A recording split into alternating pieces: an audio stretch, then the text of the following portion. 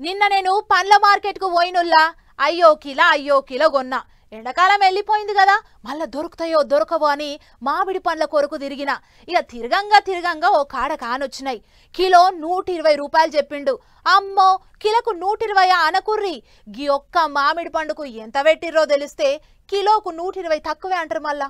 Right, ఇప్పటి వరకు చెప్పింది గీ మామిడి పండు ముచ్చటే. గీ మామిడి పండు ఖరీదెంతో ఎలికేనా? ఏం తక్కువ 900. అవు బరాబర్ 900. గంత ఖరీదు ఎందుకంటే కిలో మామిడి పండ్లకు 300. ఇది ఒక్కటే 3 కిలోలు ఉండుతోనే 900 అయింది అన్నట్టు. ఇది ఒక్కటే కాదు, అన్ని గంతే బరువున్నాయి అబ్బా. ఏ మామిడి పండు తరాజులో పెట్టి జోకినా 3 కిలోలు ఉన్నది. గింత పెద్ద మామిడి పండ్లు దొరికేది మళ్ళీ ఎక్కడనో కాదుళ్ళు, మన ఆదిలాబాద్ జిల్లాలో ఉన్న పండ్ల మార్కెట్లనే. నూర్జహాన్ జాతి మామిడి పండ్ల అటగి అగా చూడు, ఒక్కొక్కటి ఎంతెంత దొడ్డుతోనున్నాయో. మామూలుగానైతే ఒక్కొక్క మామిడి పండు 1/2 కిలో ఉంటది.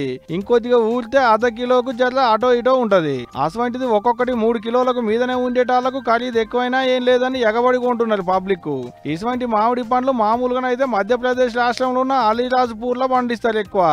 ఒక్కొక్కటి 2 కిలోలకేంచి అడిటిగా 5 కిలోల వరకు బరువు ఉంటాయి. అవి ఎంత బరువు ఉంటాయో వాటి ఖరీదు కూడా అంతే బరువు ఉంటది. మళ్ళా కిలో మామిడి పండ్లకు 200కు తగ్గనే తగ్గదు అనేది పండ్ల బేరాలు చేసుకునేటోళ్ళు అంటున్నమాట. పీసు తక్కువ ఉంటదట, బరువు ఎక్కువ ఉంటదట.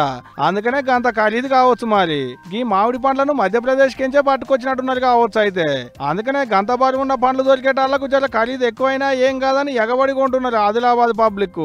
ఇక ఇప్పటికైతే ఇంతే, దాని రిషెట్ ఉన్నది అనేది తిన్నోళ్ళు చెప్తే కానీ తెలియదు మళ్ళా.